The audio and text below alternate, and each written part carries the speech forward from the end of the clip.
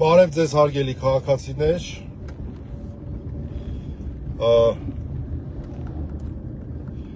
ես քիչ առաջ դուրս եկա Նուբարաշեն քրեակատարողական հիմնարկից, որտեղ քննիչի հետ եկել էինք իմ պաշտպանյալի քաղբանտարկյալ Արտակ Ավետիսյանի մոտ, հիշում եք Շենգավիթից, երբ օրեր առաջ ձերբակալվեց, հետո կալանավորվեց ատելության խոսքի մեղադրանքով և դրանից 2 օր առաջ մենք իսկապես տեսանք ինչ է ատելության խոսքը, երբ որ մայիսի 18-ին Նիկոլ Փաշինյանը ճակերտավոր շփումներ էր ունենում տարբեր քաղաքացիների հետ, բժշկուհու հետ, արցախցի Արտուր Օսիպյանի հետ, խոսքի ժամանակ դիմում էր Զարուհի Փոստանջյանին, մի խոսքով։ Եվ մենք ամեն օր բարձրացնում էինք այդ հարցը, որ եղբայր, մի հատ հələ բացատրեք էլի այդ ատելության խոսքը, մի հատ Արտակի ելույթը դրեք, կողքին դրեք Նիկոլ Փաշինյանի խոսքերը ու մի հատ հասկացեք, թե եթե նա ատելության խոսք ապա սա ինչ է։ Եվ ասեմ ձեզ, որ Արտակ Ավետիսյանի գործով ունենք հետաքրքիր զարգացում, քննիչը 3 էր ինձ տեղեկացրել, բայց մինչև պաշտոնական չլիներ, ես որոշեցի դա չհրապարակայնացնել, դա այն էր, որ մենք պետք է այցելեինք և մեղադրանք փոխվեր և ուրեմն փաստորեն նույն ձայնագրությունը, որը առաջ որակվում էր որպես ատելության խոսք, հիմա արդեն որակվում է, ինձ թվում է շատերդ արդեն գուշակեցիք, որպես խուլիգանություն։ Ինչի շատերդ գուշակեցիք, որտեղ խուլիգանությունը ռեժիմի վերջի այսպես ամենասիրած հանցակազմն է, եթե այլ մասերով խնդիր է ունենում, արարքը որակում է խուլիգանություն։ Լրիվ նույն ձևով ինչ որ քաղբանտարկյալներ, արդեն 2 անգամ նստած, հիմա Նարեկ Սամսոնյանը ազատության մեջ է, վարչական հսկողության տակ է, Վազգեն Սաղաթելյանը, ուրեմն տնային կալանքի ներքո է այս պայդրությամբ, բայց իրանց դեպքում էլ էլի քաղաքական քննադատությունը որակեցին խուլիգանություն։ Ես ձեզ կարճ ասեմ, դրա մասին մենք շատ ենք խոսելու, կարճ ասեմ, որ ցանկացած ռեժիմի ժողովրդավարության աշճանը կարելի է դիտել, թե ինչպես են իրենք պոստսովետական ռեժիմների մասին է խոսքը, ինչպես են իրանք դիտում խուլիգանության հանցակազմը։ Ես տեղեկացնեմ, որ Հայաստանում 2010-ական թվականներին մի շարք վճռաբեկ դատարանի որոշումներով խուլիգանության հանցակազմը այսքան փոքր բան էր դառել։ Անձնական որևէ հարաբերություն խուլիգանություն լինել չի կարող, քաղաքականի մասին մատկանց մտքով չի էլ անցել, որ դա կարող է քաղաքական խոսքը խուլիգանություն որակվի եւ այլն։ Իսկ հիմա ցանկացած քաղաքական խոսք, եթե այլ բան էլ չեն կարողանում դնել, անունը դնում են խուլիգանություն։ Դե հիմա տեսեք համացանցում տարածված բազմաթիվ, այդ թվում նաև առաջի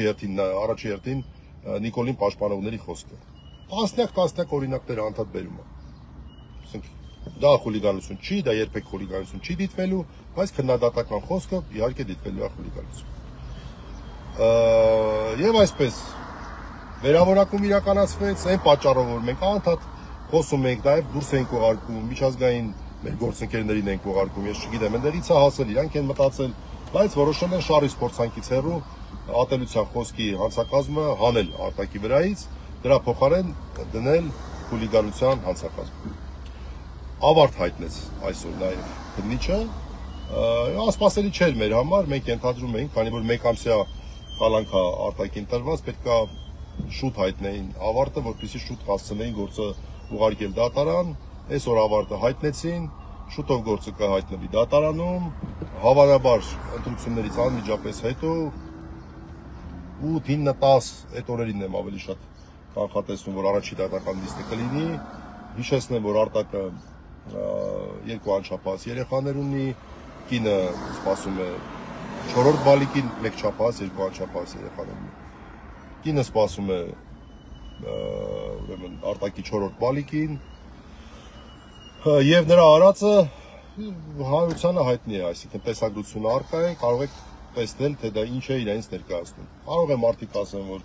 այդ խոսույթը լավն էր, լավը չէր, ինչ ուզում եք կարող ենք քննարկել։ Բայց մի բան փաստ է, որ դա որևէ հանցագործություն դիտվել չի կարող, որտեղ ազատ խոսքի դրսևորում է։ Ատելության խոսք չի։ Իսկ եթե մենք դասական ատելության խոսքերը իրականացնող Նիկոլ Փաշինյանի պատասխանատվության հարց չենք բարձրացնում, ապա ցանկացած այլ խոսք, ատելության խոսք, թե խուլիգանություն, թե որևէ այլ բան դիտել են, նորից ասեմ, Նարեկենց Վազգենենց օրինակահաշներից առաջ, թե ինչպես է ընթացքում մեկնաբանությունը խուլիգանության, ասենց ընդարձակվում։ Ապա դա ուղղակի ոչ իրավաչափ է։ Դա ուղղակի ոչ իրավաչափ է, հակաժողովրդավարական։ Շատ ենք խոսելու դրա մասին, այս պահին այսքանով սահմանափակվեմ, արտաքին մասով մի բան եմ ուզում ասեմ, արտաքին հարցնում եմ, ասում եմ, ինչ որ խոսք ունես փոխանցելու հանրությանը, արտակը մի կարևոր բան ասեց, ես արտակի առումից եմ հիմա սա ասելու, սա գուցե ազատության մեջ գտնվող եւ ազատության մեջ գտնվողների համար եւ քրեակատարողական հիմնարկներում ընկերներ, ազգականներ, հարազատներ չունեցողների համար երկրորդական հարց թվա, բայց իմացեք, որ մարդկանց համար, ովքեր որ հատկապես ունեն բանտում հարազատներ, դա շատ կարևոր է։ Ընդ որում արտակը իր մասին չի ասում, որտեվ ինքը այտենց խնդիր առանձնապես իհարկե չունի, բայց իր բնավորության համաձայն ուրիշների մասին մտածելու իր բնավորության համաձայն ասեց խնդրում եմ, եթե հնարավոր է փոխանցեցեն, որ մենք այստեղ խնդիր ունենք Նուբարաշենում, ընդ որում Նուբարաշենի խնդիրը չի սա, հատուկ նշեմ, սա կազմակերպական խնդիր է, որտեվ ես էլ տեսա դուրս եկա, մարդիկ գալիս են օրերով հերթ են կանգնում, որպեսզի իրենց հանձնուկները իսկ այսպես սլենգով ասած բանով առօրյա խոսքով ասած տուլիկները փոխանցեն իրենց հարազատներին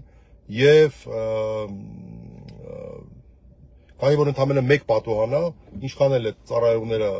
լավ աշխատեն, ուղղակի չեն հասցնում։ Մարդիկ գալիս են, ճաշ են եփում, գալիս են 1-2 օր էս արևին, էս գնալով արդեն, նո հասկանում եք արդեն, մնում են արևի տակ, բայց կարող է 1-2 օր հետո նոր իրենց հերթը գա։ Ընդ որում ես ասեմ, այս խնդիրը 100% կարող եմ ասել, որ շատ ավելի սուր է, այն պատճառով, որ հիմա ուղղակի բանտերը լցվում են։ Ամեն օր լցվում են քաղաքական գործերով։ Ամեն օր չկա, որ քաղաքական գործերով մարդկանց չբանտարկի։ Եվ այդ պատճառով, գերբեռնվածության պատճառով, արդեն վաղուց այդ մեկ պատուհանը չի հերիքում, որպեսզի նորմալ իրականացվի այս ամեն ինչը։ Դա կազմակերպական հարց է, սա, այսպես ասած, ավելի շատ արդարադատության նախարարության հարցն է, կազմակերպելու եւ նոր ինչ-որ կետ բացելու, որ ոչ թե մեկ այլ երկու հերթով մարդիկ մտնեն, բայց դա շատ կարեւոր հարց է։ Այս հարցը ես ուզում եմ արտակի անունից բարձրաձայնեմ, բարձրաձայնեցի արդեն եւ շատ այսպես բան է, էլի հուզիչ է նաեւ, որ մարդը որ տես ինքը հազար ու մի խնդիրների մեջ, բայց ասում է այս սրա մասին եմ ուզում խոսես, չէ, մնացածի մասին չեմ ուզում խոսես, ուզում եմ խոսես սրա մասին, որտեղ իսկապես մարդիկ, տատիկներ, տարիքով մարդիկ գալիս են մի կերպ գալի հասնում են այս աշխարհի ծերը մի աման ճաշ իրենց երեխեքին փոխանցելու համար, բայց ասենք կարող է 2 օր այս արևի տակ այս ամեն ինչի տակ հետ կանգնեն մինչև իրաց հերթը հասնի։ Դա մեղմ ասած անմարդկային վերաբերմունք է թե բանտարկյալների, թե հատկապես նրանց հարազատների նկատմամբ։ Եվ առհասարակ բանտերի այս գերբեռնվածությունը սա խայտառակ վիճակ է, անընդհատ արտաքին կոնկրետ արմավիր էին տանել, արմավիրը չեն ընդունել գերբեռնվածության պատճառով։ Դրա համար են բերել Նուբարաշեն։ Արմավիր քրեակատարողական, այսպես կոչված Չոբանքյարը։ Եվ վերջում ես արդեն խոստացել եմ, որ մինչև ընտրությունները ցանկացած թեմայով ավտոլայվ անելուց պարտադիր ես ասելու եմ, որ իմ կոչն եմ անելու անպայման գնալ եւ մասնակցել ընտրություններին, գնալ եւ քվեարկությանը մասնակցել, անպայման մասնակցել եւ ձայն տալ որևէ ընդդիմադիր անջատվեց կապը, ավարտում էի, ընդամենը խորհուրդ է տալիս պարտադիր մասնակցել ընտրության, անպայման հունիսի 7-ին գնալ, որպեսզի մեր երկիրը վերադառնա հայկականության դաշտ, օրինականության եւ իրավակարգի դաշտ, խայտառակ բաներ չլինեն, խայտառակ միակողմանի որոշումներ չլինեն եւ իրավապահ համակարգը իսկապես զբաղվի հանցավորությամբ, այլ ոչ թե քաղաքական սպասարկմամբ գործող իշխանությունների։